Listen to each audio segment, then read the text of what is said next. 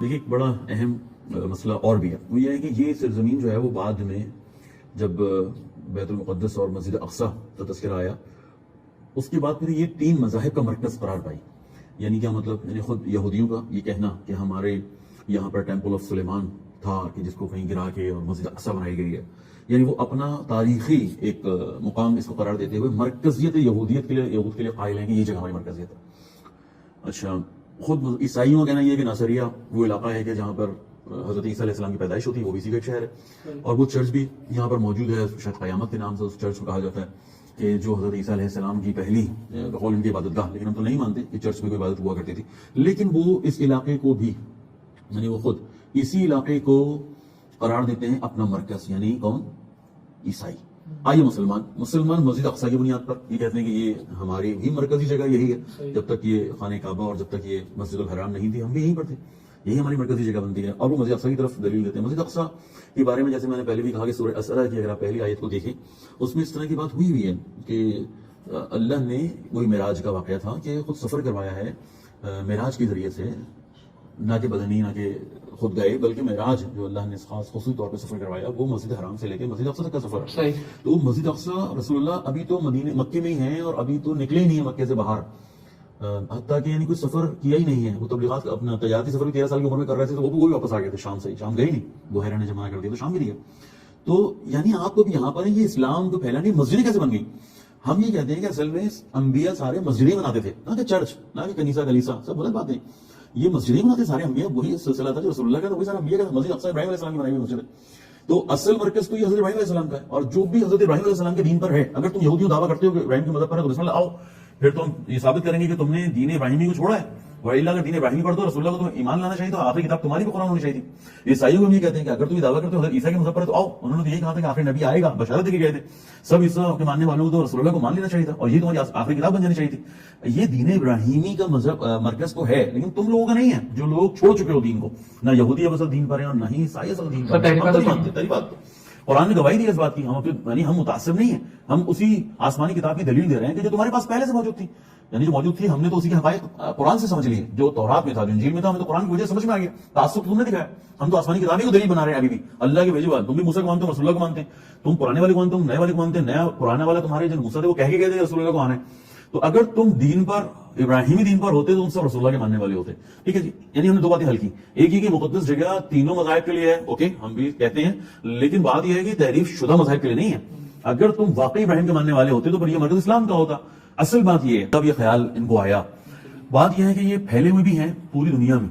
یعنی مار تو پڑی ان کو زبردست قسم کی مسلمانوں سے بھی کہ جب انہوں نے رسول اللہ کے مارنے کا پلان کیا، جب انہوں نے منافقت کی اور ہماری آسمانی کتاب میں تحریف کی کوشش کی، انہوں نے ہماری قرآن میں تحریف کی کوشش کی، انہوں نے ہماری مذہبی شخصیات کو شہید کیا ہے. یعنی ہمیں تو شک ہے کہ ہمارے جو ائمہ اہل بیت علیہم السلام شہید ہوئے ہیں یہ صرف مسلمانوں کی نادانی کی بنیاد پہ ہوئے ہیں. مجھے لگتا ہے بڑا دانا دشمن کے پیچھے تھا کہ جنہوں نے بڑی بڑی شخصیات کو، جو الہی شخصیات تھیں، انہیں کو پریکٹس کی. کیونکہ قرآن کہہ رہا تھا کہ انبیاء قتل تو یہ لوگ ہیں، تو انہیں کو پریکٹس کی کہ انبیاء اور ائمہ جو بھی اللہ کے بھیجے ہوئے لوگ ہیں یہ ان کو قتل کرتے ہیں. آپ جو ہے وہ پوری دنیا کے اندر اپنی غلط حرکتوں کی بنیاد پہ پہلے وہی استحصال کرنا، لوگوں کو قرضے دے کے لوگوں کے پیسوں پہ قبضہ کرنا، سود کا کاروبار کرنا، اسی طرح سے جو ہے نا وہ لوٹ مار کرنا، پھر اپنے آپ کو برتر قوم سمجھنا، دوسروں غلام سمجھنا.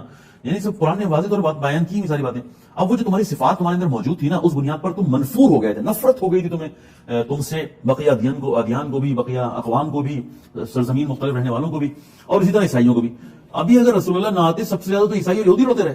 آپ کو معلوم ہے عیسیٰ علیہ السلام سے پہلے بھی، عیسیٰ کے بعد بھی ادیان کے درمیان جو جنگ رہی ہے، ایک طرف یہودی ہوتا تھا، باقی سارے دینوں سے لڑتا تھا. ایک طرف یہودی ہوتا تھا، عیسائیوں سے لڑتا تھا. اتنا قتل عام کیا انہوں نے عیسائیوں کا بعد میں حضرت عیسیٰ علیہ السلام کے آنے کے بعد اور رسول اللہ کے آنے سے پہلے جو 400-500 سال کا وقفہ ہے، اس میں انہوں نے عیسائیوں کو اتنا قتل عام کیا ہے کہ یہ تاریخ عجیب ہے.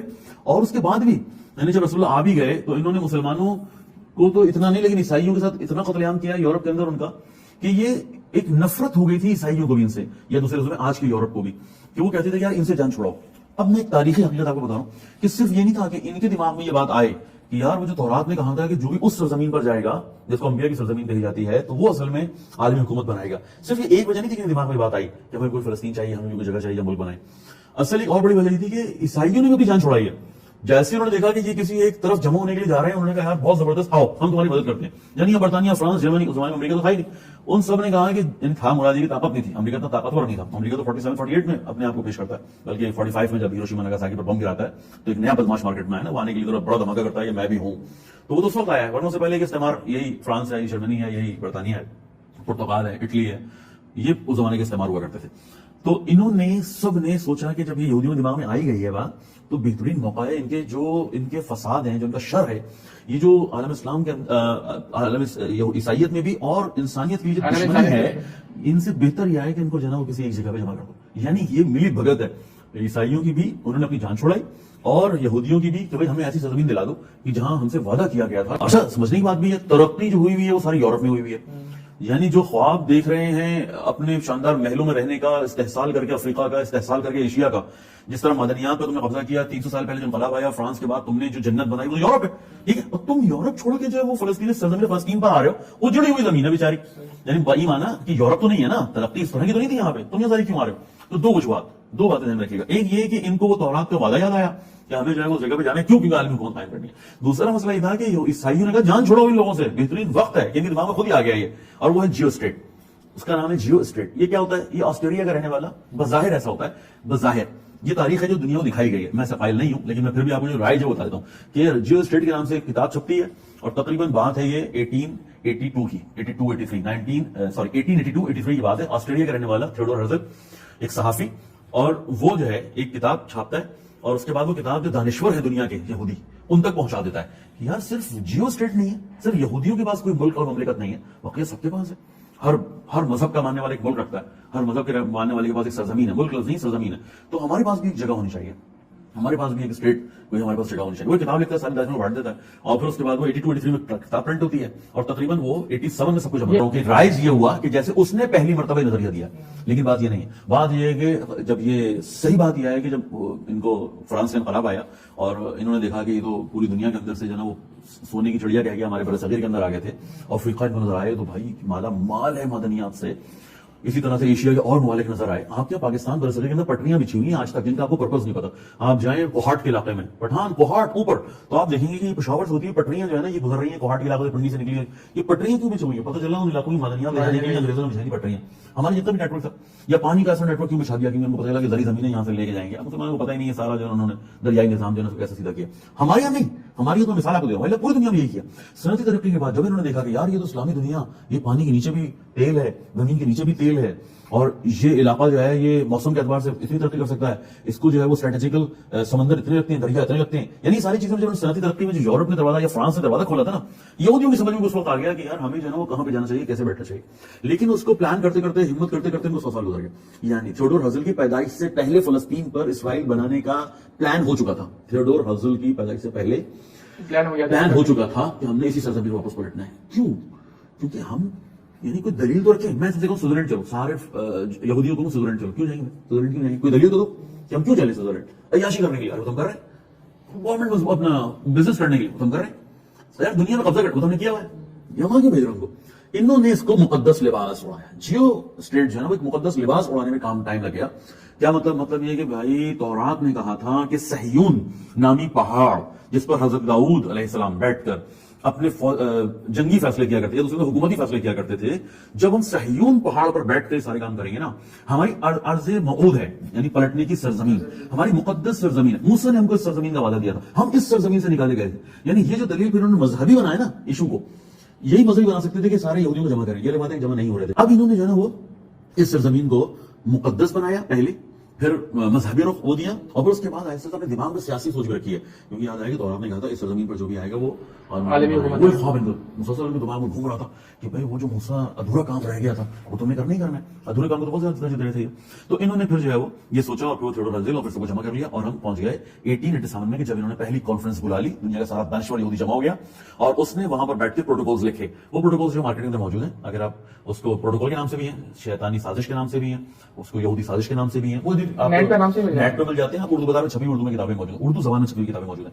لیکن میں دعویٰ کرتا ہوں سمجھ میں کچھ نہیں آئے گا، سمجھ میں کچھ نہیں آئے گا. نہیں آپ کو لگے گا کہ کیا اردو لکھی ہوئی سمپل 12-14 تو پروٹوکول ہے، ٹوٹل کیوں سمجھ نہیں آئیں گے؟ وہ آپ کی سمجھ میں نہیں آئیں گے، کیونکہ کسی شخصیت نے کہا مجھے کہ اصل شیطانی آیات یہ پروٹوکولز ہیں. اصل شیطانی آیات یہ پروٹوکولز ہیں کہ جو تمہاری سمجھ میں نہیں آئیں گے، اس کو سمجھ میں آئیں گے جو شیطان سے اس کی تفسیر لے گا، سمجھ میں اس کی آئیں گے. پروٹوکول میں سمجھ میں نہیں آئی.